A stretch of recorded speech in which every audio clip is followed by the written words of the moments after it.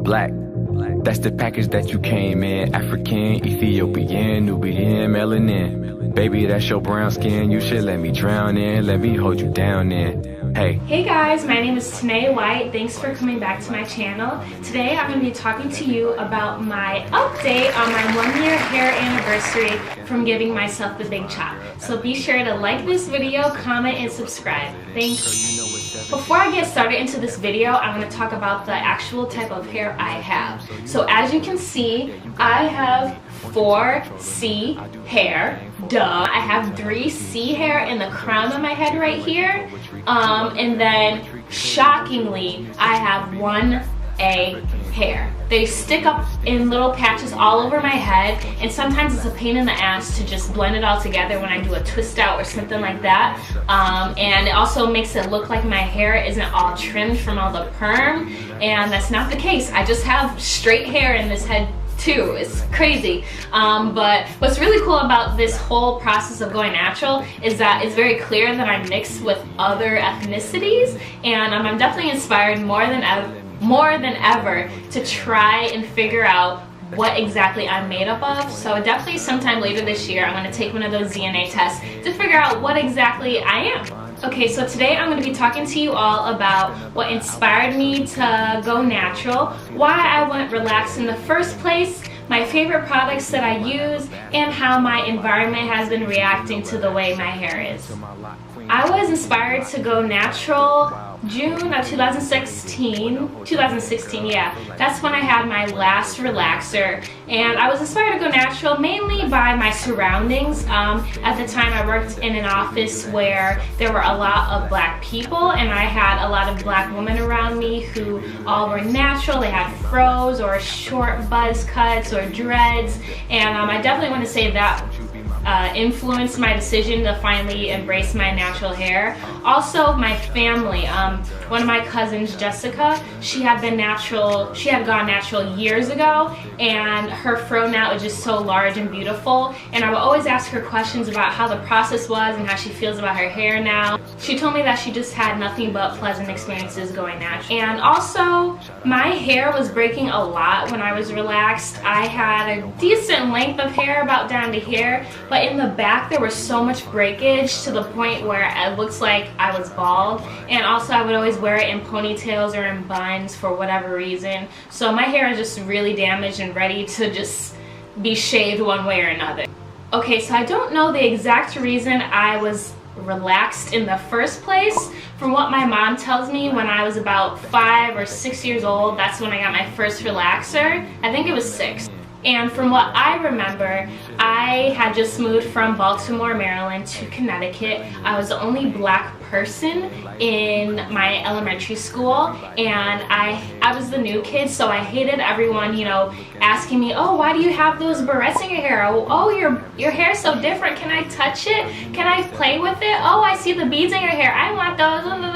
I just hated being a spectacle. That really bothered me. So I would come home every night crying to my mom, just asking for her to just lay my hair down, have it straight, don't have any crazy fancy hairdos to my hair, because you know, my mom's been my hairdresser, my lifetime hairdresser since I was born. And she was really hesitant about it from what she told me, but I guess what can you really do when your daughter's coming home to you every night crying about how she just wants to look like everybody else in terms of hair. So I think that's probably what got me started into becoming a relaxed woman. I actually chopped my hair all off on January 5th of 2017. It was one of those spur of the moment things. I had already been growing my hair out since June of the prior year. So I was just really ready to just let it all go. I had a lot of breakage with my hair already. You know, as some of you know, when you go natural, your permed hair will start to fall off. So I already had no relaxed hair in the back, like none whatsoever. I was just full forest. But in the front, I still had like pieces here and there. And at one point, it just became it was a nuisance just to try and cover it all up and blend everything in. So one night, January 5th, I took my shower, washed my hair, and I saw, you know, the curly cues coming out once my hair started to dry. And I was like, let me see how that looks if I just cut off the dead end. And I cut it off, and then the rest is history. I just went ham. And I looked a hot ass mess afterwards, but it definitely was a liberating experience. I walked into work the next day a little self-conscious about the fact that I had no hair on my head, but all my coworkers embraced me. My mom was a bit upset with me for cutting off all my hair so suddenly, but she got over it. Sorry, Mom, love you. As far as the products I use, lots of the products I use are pretty much like every other YouTuber who's made a video about their hair journey. For one, the Cantu leave-in conditioner, I use the argan oil version. It's an absolute lifesaver after I come out of the shower. Also, the Eco Styler Gel, I'll use that if I want to do the finger shingling method where you have like those individual really defined curls. The only thing I don't like about that gel is that it does make my hair a little bit hard. It's not flaky, it's not crunchy, but my hair isn't as soft as it would be had I just done twist outs. Another thing I really love is the sponge. The hair sponge, that was definitely my best friend when I had little to no hair, when I had a TWA. It helps define what little curls I did have, and it gave it sort of some type of shape and definition because I didn't have much to work with. But as my hair started growing out more and more, I stopped using the sponge because it wasn't working anymore. My hair was too long for it to work properly. Another one of my favorite products is oils. So when I was relaxed, I would use coconut oil, but once I became natural, it turns out that my natural hair does not like coconut oil at all. So right now my favorite is olive oil, but there's also argan oil. I know some people love grapeseed oil. There's so many oils out there. So if you are going natural, make sure that you just try out different oils and see what your hair likes, because what your hair liked prior to chopping it all off may not be the same thing as what your hair likes after you go natural. Another one of my favorite products since going natural would be wigs. Wigs, wigs, wigs. When I was younger, I thought wigs were for old ladies who, you know, just needed their Sunday church wigs to on all the other ladies at the church.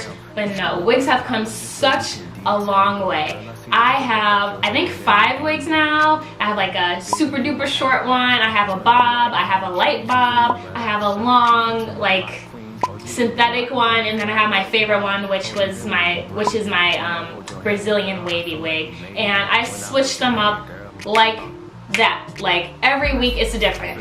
Usually I'll do a wig, and I'll go natural. Then I'll do a wig and go natural. And I feel like wigs are so beneficial to my hair because when I braid them down and put it under the wig, I can't touch my hair, I can't pull it out, I can't play with it, I can't take away the moisture from it. So it really helps for my hair to grow. So in that sense, I definitely love wigs. Also, I love the fact that I can just change my look with my personality, how I'm feeling that day. Like, it's just amazing. I love it. It's perfect.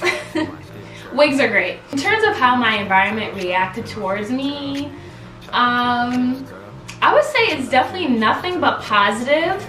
I have been complimented more with my natural hair than I ever have with any wig or hairstyle or long perm relaxed hair I've ever had. Like, people love my natural hair. People of all races, of all backgrounds, always compliment me on my hair, whether they love, you know, the fact that it's big, or they're just interested in how the process was, or they want to know what products I use because it looks so soft or whatever. People just really love my hair. 99% of the time, I've had positive experiences, with the exception of one time. I went to the liquor store last month, and this man who I guess was the owner of the store, he said he liked the hair in my license ID rather than my natural hair, but that's a whole another story for a whole another day. He don't count. Everybody love my hair. He don't count. Also, going natural helped change the way I felt about myself.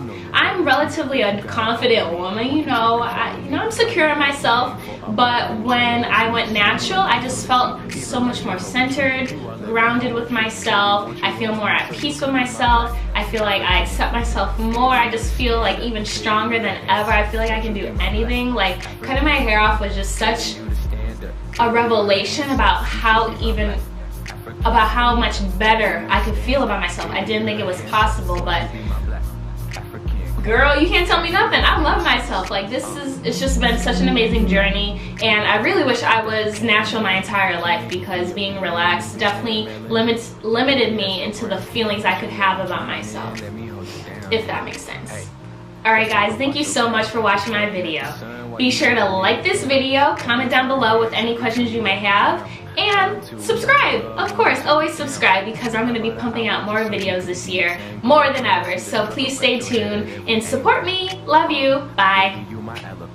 Smelling like palm trees, using no relaxer.